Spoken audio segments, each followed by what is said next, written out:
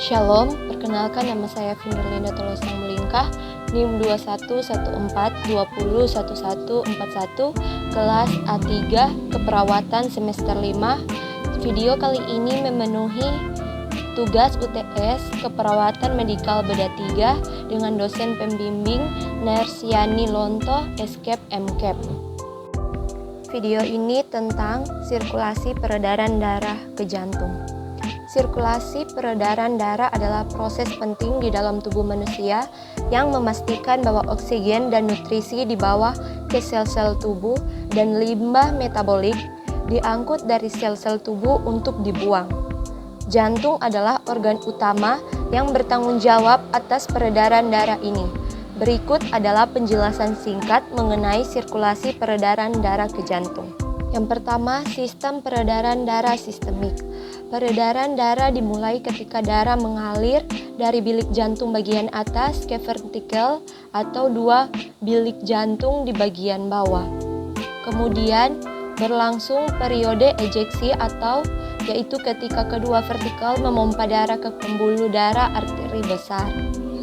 Dalam peredaran darah sistemik, vertikal kiri memompa darah kayak oksigen ke arteri utama atau aorta, lalu darah mengalir dari aorta ke arteri yang lebih besar dan lebih kecil, kemudian masuk ke jaringan kapiler. Selanjutnya, di dalam jaringan kapiler, darah akan melepaskan nutrisi, oksigen, dan zat-zat penting lainnya. Melalui proses ini, darah juga mengambil karbon dioksida dan sisa-sisa hasil metabolisme tubuh dan dibawa kembali ke jantung melalui serambi kanan. Yang kedua, sistem peredaran darah pulmonal. Sistem peredaran darah yang satu ini juga sering disebut peredaran darah kecil. Cara kerjanya dengan cara memompa darah dari vertikal kanan. Darah yang memiliki kadar oksigen rendah dipompa menuju arteri pulmonalis. Lalu, aliran darah akan bercabang menuju arteri dan kapiler yang lebih kecil.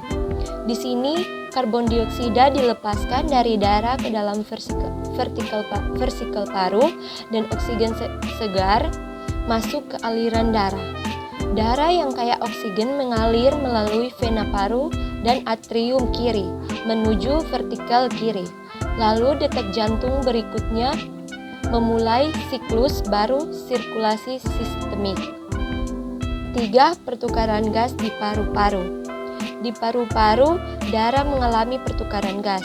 Karbon dioksida yang dihasilkan oleh sel-sel tubuh dikeluarkan dan oksigen diambil dari udara yang dihirup melalui membran kapiler dalam paru-paru.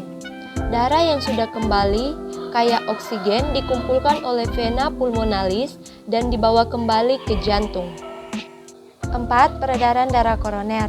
Jantung sendiri memerlukan pasokan oksigen dan nutrisi untuk berfungsi dengan baik.